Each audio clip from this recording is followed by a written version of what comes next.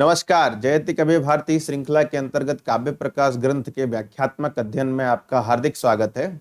आज 42वें एपिसोड का मुख्य विषय है भाव। भाव या भावध्वनि। भाव को ही भावध्वनि कहा जाता है और ये भाव कहाँ से आ गया, ये इसका कनेक्शन समझ लेना अत्यंत आवश्यक है। जब हम समझ रहे थे कि असंलक्ष्य क्रम व्यंग्य ध्वनि के अंतर्गत रसादि ध्वनि का समावेश होता है, तो रसादि पद का मतलब क्या है, तो वहां पर हमने एक साहित्य दर्पण का व्युत्पत्ति सिद्धांत कोट किया था, जिसमें कहा था कि रस्यते आस्वाद्यते इति रसा, जिसका आस्वादन किया जाए, जो निश्रित होता है उसे रस कहा जाता है। और इस व्युत्पत्ति के माध्यम से आप भाव आदि का ग्रहण कर सकते हैं। और काव्य प्रकाश में एक पंक्ति मिलती है, रस भाव तदा भाषा भाव शांति आदि रक्रमः भिन्नो रसाद्य अलंकार अलंकारे तया स्थिता, अलंकारात अलंकारे तया स्थिता। तो रस के बाद दूसरा प्रकरण जो आता है वो भाव का आता है। सबसे पहले हम रस स्वरूप को समझे, जिसमें कारणान्यत कार्याणि सहकारिणी यानी च के माध्यम से रस के स्वरूप को बताया गया। और रस स्वरूप का जो आदिम रस सूत्र है भरत मुनि द्वारा प्रणीत नाट्य शास्त्र में क्या है, विभावानुभाव व्यभिचारी संयोगात रस निष्पत्ति। इसमें संयोग और निष्पत्ति पद के अर्थ को लेकर विवाद हुआ, तो चार आचार्यों का उद्भव हुआ, जिसको हम पढ़ चुके हैं, भट्ट लोल्लट, शंकुक, भट्ट नायक और अभिनव गुप्त। इनके क्रमशः सिद्धांत थे उत्पत्तिवाद, अनुमितिवाद, भुक्तिवाद और अभिव्यक्तिवाद। इन सिद्धांतों को पढ़ने के बाद हमने तद विशेषान आह इस वृत्ति के माध्यम से ये समझा था कि रस के विशेष क्या हैं। तो श्रृंगार, हास्य, करुण, रौद्र, वीर, भयानक और विभत्स, अद्भुत, ये 8 रसों का संख्या जाना था। और उसके बाद उन रसों के उदाहरणों में किस प्रकार रस की संगति होती है इसको समझे थे, किस प्रकार विभाव आदि के माध्यम से रस निष्पन्न होता है इस बात को समझे। उसी क्रम में स्थायी भावों की संख्या के बारे में भी विचार किया गया था, और साथ में जो व्यभिचारी भाव हैं 33 व्यभिचारी भावों की संख्या को भी बताया गया था। और उसके बाद जो निर्वेद स्थायी भावोस्ति शांतोपि नमो रसा इत्यादि कहकर शांत रस के बारे में भी बताया गया था। यहां तक हम लोग पढ़ चुके थे। जब रस प्रकरण कंप्लीट हो जाने के बाद दूसरा विषय जो आता है, यदि हम मम्मट की कारिका का स्मरण करेंगे, रस भाव तदाभास भाव शांत्यादि रक्रमः। तो यहाँ पर जो रस के बाद दूसरा पद है वो भाव है। अब इस भाव का क्या स्वरूप होता है, इसको भावध्वनि क्यों कहते हैं, तथा इसके कितने भेद होते हैं, मतलब कितने उदाहरणों का निर्देश आचार्य मम्मट ने किया है, ये बात हम समझेंगे। तो एक उदाहरण देव विषयक रति का दिया गया है, दूसरा मुनि विषयक रति का दिया गया है, तीसरा व्यंजित व्यभिचारी का उदाहरण दिया गया है। व्यंजित कह लीजिए या अंजित व्यभिचारी कह लीजिए, बस बी उपसर्ग लग जाएगा तो व्यंजित हो जाएगा, और बी उपसर्ग का अभाव रहेगा तो अंजित व्यभिचारी रहेगा। तो इस प्रकार हम आज भावध्वनि के स्वरूप को समझेंगे। तो भावध्वनि के स्वरूप को समझने से पहले भाव का क्या लक्षण दिया गया है आचार्य मम्मट ने, मम्मट के काव्य प्रकाश के अनुसार, ये बात समझना सबसे प्राथमिक है। तो भाव का लक्षण क्या है देखते हैं। सूत्र संख्या 48 में आचार्य मम्मट ने लिखा है, रतिर्देवादि विषया व्यभिचारी तथांजितः, है ना। अंजितः व्यभिचारी, तथा मतलब और अंजित व्यभिचारी और देवादि विषयक जो रति होती है उसको भावः प्रोक्तः। इतना ही लक्षण मिलता है यहाँ पर, है ना।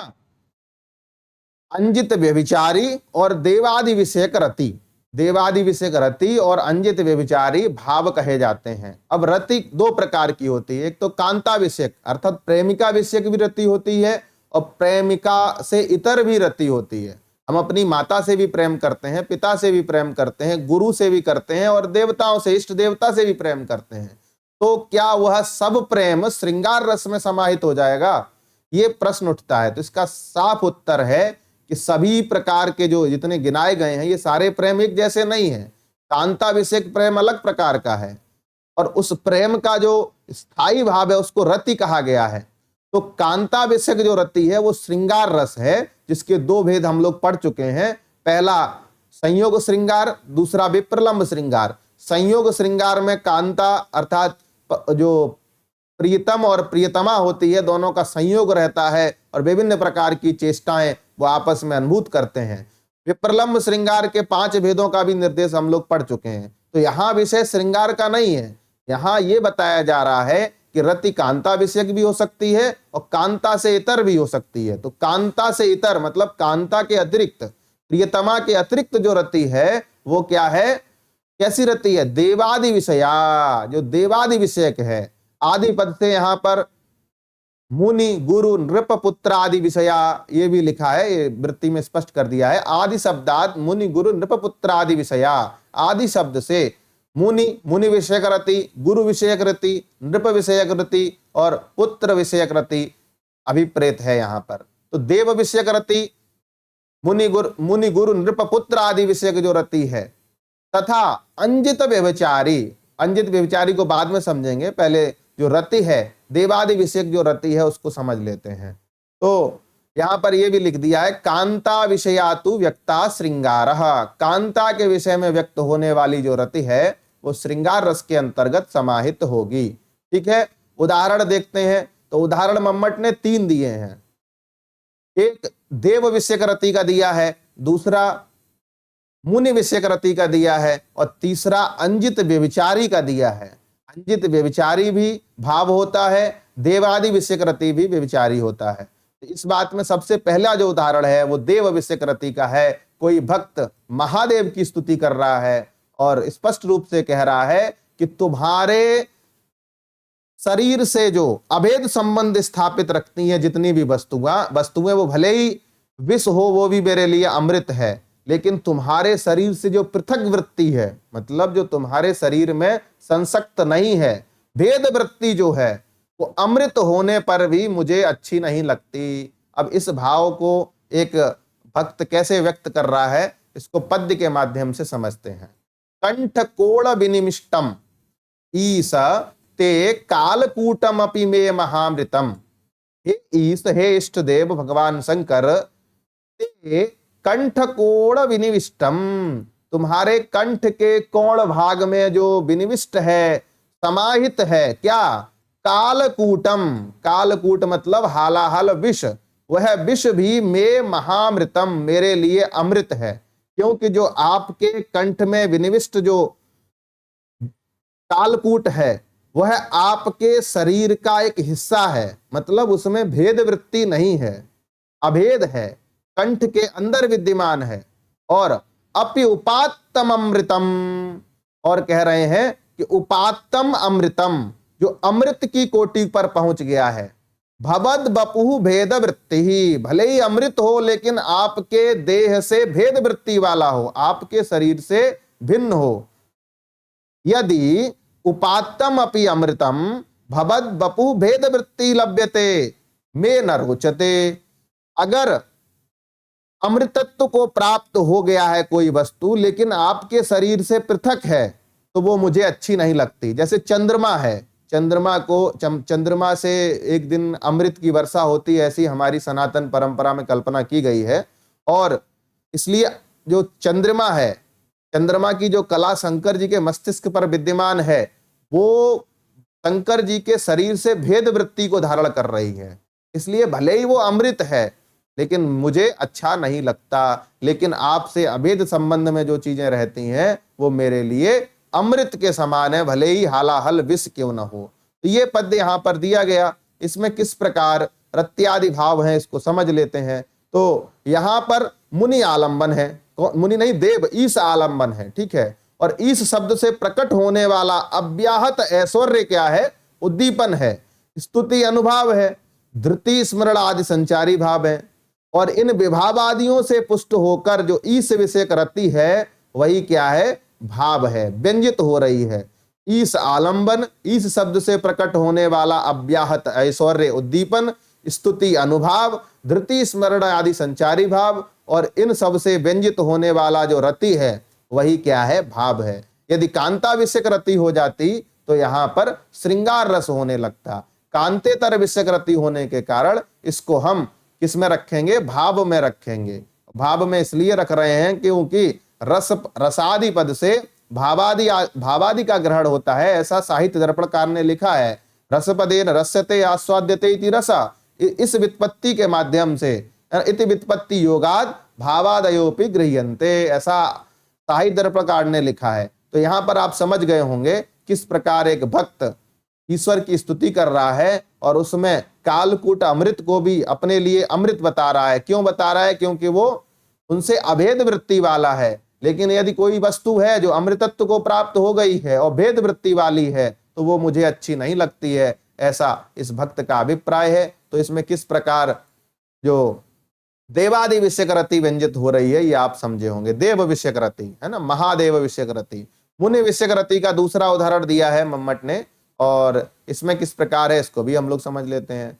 ये पद्य शिशुपाल वधम का है और नारद के आगमन पर भगवान कृष्ण कह रहे हैं। क्या कह रहे हैं? हरत्यघम संप्रति हेतु रेष्यतः शुभस्य पूर्वाचरितैः कृतम शुभैः शरीर भाजाम भवदीय दर्शनम विनक्ति काल त्रितयेपि योग्यताम।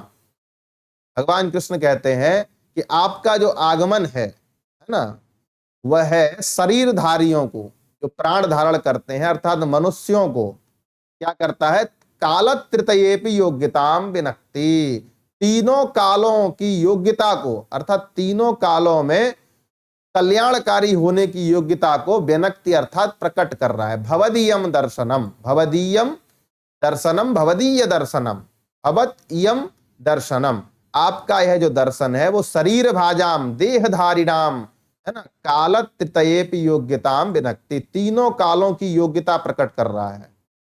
अब कौन काल होते हैं? तो एक भूतकाल, भविष्य काल और वर्तमान काल। सबसे पहले वर्तमान काल के संदर्भ में लिखा है किस प्रकार तीनों कालों में वर्तमान काल की योग्यता को प्रकट कर रहा है। तो संप्रति अघम हरति, संप्रति अघम हरति, आपका जो दर्शन वर्तमान में हो रहा है, अघम अर्थात पापम, मेरे समस्त पापों का नाश कर रहा है ये दर्शन।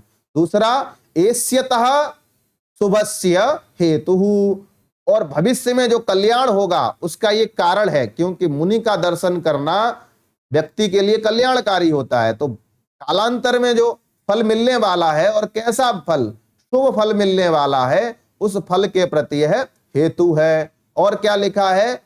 पूर्वाचरितैः शुभैः कृतम, और पूर्वाचरितैः, मैंने प्राचीन काल में कुछ पुण्य कार्य किया था, इसलिए आप जैसे मुनि का दर्शन मुझे हुआ है। तो पूर्वाचरितैः, पूर्व में आचरित किए थे क्या? शुभ अच्छे कर्म मेरे द्वारा, इसलिए आज यह पूर्व मतलब भूतकाल को भी प्रकट कर रहा है।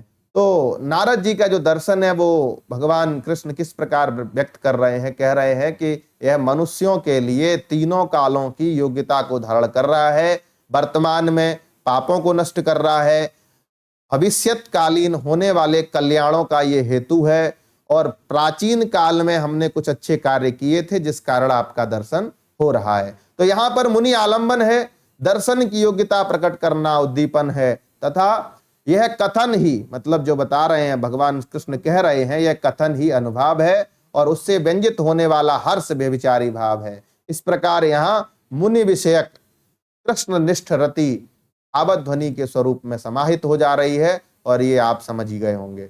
नेक्स्ट जो उदाहरण है वो क्या है? अंजित व्यभिचारी। जैसा कि यहां लिखा था रतिर्देवादि विषया व्यभिचारी तथा अंजितः, जो अंजित व्यभिचारी होता है, अंजित व्यभिचारी का भाव क्या है? वैसे तो है ना प्रत्येक वस्तु रस के क्षेत्र में ही आती है, इसको समझ लेना आवश्यक है। अंजित व्यभिचारी किस अवस्था में अंजित होता है, इस बात को समझ लेते हैं। ठीक है, अंजित व्यभिचारी का मतलब है मूल रूप से रस ही है ना, रस का आस्वादन ही आनंद साधना है। हाँ, इसमें मलिनता नहीं होनी चाहिए। ठीक है, और देखिए अंजित व्यभिचारी के स्वरूप को समझने के लिए हमें पहले रस को स्वरूप समझना पड़ेगा। मूल रूप से हमें यह बात पता है कि जहां रस प्रधान होता है वही काव्य का मुख्य स्थल माना गया है। काव्य के मुख्य स्थल की स्वीकृति रस की प्रधानता के आधार पर की जाती है। इस संदर्भ में ध्वन्यालोक में एक पंक्ति मिलती है, चारुत्तोत्कर्ष निबंधना ही वाच्य व्यंग्यो प्राधान्य विवक्षा, मतलब व्यंग की प्रधानता ही और वाच्य की प्रधानता ही है ना, डिसाइड करती है कि चारुत्व किस में है, जो प्रधान होगा उसी में चारुत्व अधिक माना जाए। मूल रूप से रस में सभी चीज का पर्यवसान होता है और वही रस ब्रह्मास्वाद सहोदर भी कहा जाता है। यहां पर व्यभिचारी भाव किस प्रकार अंजित होगा?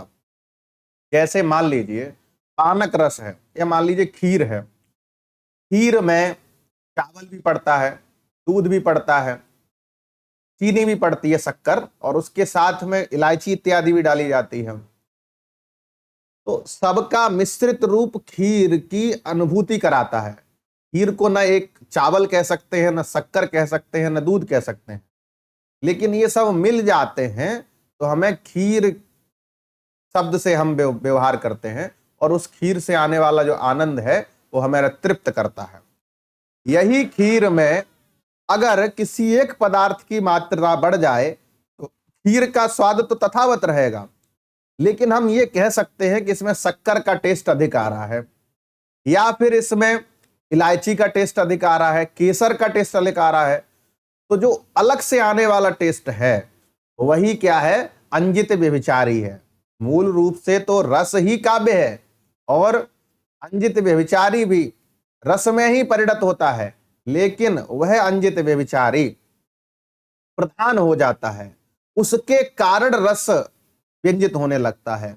तो हम क्या देखते हैं कि जो अंजित व्यभिचारी है उसी को प्रधान बना लेते हैं, इसीलिए अंजित व्यभिचारी के स्वरूप को भाव कहा गया है। अंजितः व्यभिचारी, ठीक है, लिखा है ना, रतिर देवादि विषय तथांजितः व्यभिचारी भावः प्रोक्तः। इसी बात को समझेंगे, ये नीचे पद दिया गया है। पहले, इससे पहले जो देव विषयक रति का प्रतिपादन हो गया और मुनि विषयक रति का प्रतिपादन हो गया, तो यहां पर वृत्ति में लिखा एवं अन्यत अपि उदाहर्यम। अन्य जो रतियां हैं, गुरु विषयक, पुत्र विषयक, पितृ विषयक, माता विषयक जो रति हैं, इनके उदाहरण आप अपने आप से समझ लीजिए, नहीं तो ग्रंथ बहुत बड़ा हो जाएगा, एक चीज को समझाने में लग जाएंगे। तो अंजित व्यभिचारी यथा, अंजित व्यभिचारी क्या होता है इसको समझते हैं। यह पद्य है, कोई मित्र अपने मित्र से अपनी स्वप्नावस्था को वर्णित कर रहा है कि स्वप्न में आज मैंने उसको देखा था, लेकिन जैसे ही मैं उससे मिलना चाहा वैसे ही इस विधि ने, इस नियति ने मेरी निद्रा ही भंग कर दी, तो मैं मिलने से वंचित रह गया। कोई मित्र अपने मित्र से स्वप्न की बात प्रकट कर रहा है और स्वप्न की बात में अभिप्राय यही है कि मैं उस नायिका से जैसे ही मिलना चाहा वैसे ही इस विधि ने, इस नियति ने मुझे निद्रा से दरिद्र बना दिया। निद्रा दरिद्रीकृता, निद्रा दरिद्रीकृता, अर्थात मेरी निद्रा भंग कर दी। किसने? सठे न विधिना, दुष्ट ब्रह्मा ने। ये भाव यहां पर है। भ्रात, हे भ्रातः, हे मित्र, तावद अहम सठेन विधिना निद्रा दरिद्रीकृता, निद्रा से दरिद्र बना दिया गया, अर्थात मेरी नींद खोल दी गई। जैसे ही मैंने उसका आलिंगन करना चाहा, वैसे तो वो नाराज है, इसलिए मूर्त रूप में तो उसका मिलन संभव नहीं है। स्वप्न में मैं उससे मिलने की आकांक्षा रख रहा था, लेकिन उस ब्रह्मा ने मेरी नींद को ही भंग कर दिया जैसे ही मैं मिलने के लिए उसके पास गया। भाव ये है कि कोई नायिका किसी नायक से रुष्ट हो गई है और वो उससे बात नहीं कर रही है। ऐसी परिस्थिति में जो नायक है उसकी विरहावस्था है, तो विरहावस्था में स्वाभाविक है स्वप्न आदि के माध्यम से हम उन चीजों का अनुभव करते हैं। स्वप्न में भी जो नायिका रूठी हुई है उसको पहले मनाएगा ना, मना के जैसे ही उसने उसका आलिंगन करना चाहा, वैसे ही इस सठ विधि ने, दुष्ट नियति ने उसको नींद से जगा दिया, और नींद से जगा दिया तो उसका मिलन नहीं हो पाया। इसी बात को एक मित्र अपने मित्र से कह रहा है। जाने कोप परांगमुखी प्रियतमा स्वप्नेद्य दृष्टा मया, मां संस्पृश पाणिना इति रुदति गंतुम प्रवृत्ता पुरः, नो यावत् परिरभ्य चाटुशतकैर आश्वासयामि प्रियां, भ्रातस्तावदहं सटेन विधिना निद्रा दरिद्रीकृतः। जाने, अहम जाने, क्या जाने?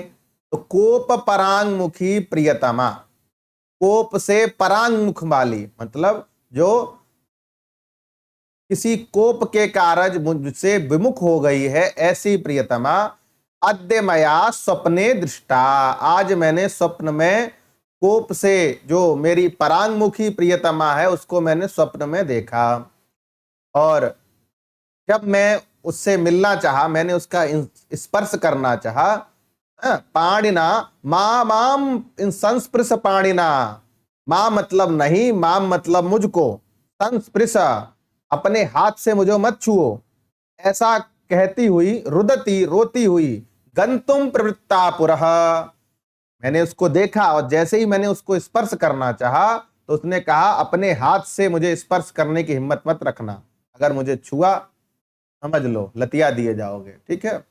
और ऐसा कहती हुई, अब उसके हृदय में भी तो रति विद्यमान है ना, इसलिए रुदती क्योंकि इसका तिरस्कार कर रही है, और इस व्यक्ति ने धूर्तता की है, किसी अन्य नायिका का इसने संस्पर्श किया है, आलिंगन किया है, जिस कारण वो कोप परांगमुखी है, तो वो कह रही है अपने गंदे हाथों से मुझे छूने की हिम्मत मत करना, लेकिन उसके मन में जो रति विद्यमान है उससे वो रोने लग रही है, गंतुम प्रवृत्ता पुरः, और वह जाने के लिए, मेरे सामने जाने के लिए उद्यत हो गई। नो यावत परिरभ्य, यावत मतलब जब तक, ठीक है, परिरभ्य, परिरभ्य अर्थात आलिंग्य, मैं जब तक उसका आलिंगन करता, आलिंगन से पहले क्या करता, चाटु सतकई ही, चाटु चाटु सतकई मतलब अनेक प्रकार की चाटु युक्तियों से, कि मैं तुमसे बहुत प्रेम करता हूं, तुम्हारे बिना किसी और को चाहता नहीं हूं, तुम हो तो जीवन है, तुम नहीं हो तो जीवन है या नहीं, इस प्रकार की जो चाटु वाक्य होते हैं, चाटु मतलब चाटुकारिता, चाटुकारिता वाले जो वाक्य होते हैं, चाटु सतकई, ऐसे 100 वाक्यों से मैं उसको आश्वस्त करना चाह रहा था। प्रियाम आश्वासयामी, यावत चाटु सतकई प्रियाम आश्वास्यामी, और परिरभ्य मतलब आलिंगन करके जब तक मैं उसको अनेक चाटु सतकई अर्थात अनेक उक्तियों से उसको आश्वासन देता कि ये ऐसी बात नहीं है, कंडीशन कुछ और थी, तुम समझ नहीं पाई हो बात को, मैं वहां गया था, उसके बाद कुछ हुआ नहीं वहां पर, क्योंकि उसका पहले से ही है कोई, हम तो केवल वहां गए थे, ऐसे करके वो उसको मनाने का जैसे ही प्रयास करता, मतलब वो अपने मित्र से कह रहा है जब तक मैं उसको मनाने का असंख्य अनुनय निवेदनों से मनाने का प्रयास करता, तब तक इस विधि ने, सठ विधि ने मुझे निद्रा मतलब नींद से ही जगा दिया। ये बड़ा दुष्ट कार्य हुआ है मेरे प्रति, क्योंकि वैसे तो वो मिल नहीं रही है, वह वैसे भी कह चुकी है कि अब आज के बाद मिलना नहीं हो सकता, क्योंकि तुमने जो कार्य किया है वो ठीक नहीं है। तो यहां पर क्या है, अत्र विधिम प्रति असूया, यहां पर असूया मतलब होता है गुणेशु दोषाविष्करणम, वैसे नियति को सर्वश्रेष्ठ माना जाता है, लेकिन वही नियति, वही विधि इसकी निद्रा को भंग कर दे रही है, और कब भंग कर रही है, जब ये मिलने की उत्कंठा से उसके पास जाने का प्रयास करता है। तो अत्र विधिम प्रति, यहां पर विधि के प्रति, नियति के प्रति असूया व्यंजित हो रही है। असूया क्या है, असूया एक व्यभिचारी भाव है, निर्वेद ग्लानि संख्याख्यास तथा सूया मदश्रम, निर्वेद ग्लानि शंका है ना, निर्वेद ग्लानि संख्याख्यास तथा सूया, असूया जो होती है, असूया मतलब गुणेशु दोषाविष्करणम, तो विधि को क्या कह दिया इसने, सठ कह दिया, दुष्ट विधि कह दिया, है ना, विपरीत भाग्य कह दिया, कि मेरे भाग्य ने मेरी नींद को भंग कर दिया, जब तक मैं उससे मिलने की कोशिश करता तब तक मेरी नींद ही भंग हो गई।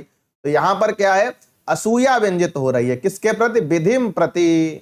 ऐसे तो इसमें संयोग श्रृंगार मान सकते हैं स्वप्न की दृष्टि से, और विप्रलंब श्रृंगार है इसकी जागृतावस्था की दृष्टि से, लेकिन मुख्य रूप से चमत्कार है वो विधि के प्रति जो असूया व्यंजित हो रही है।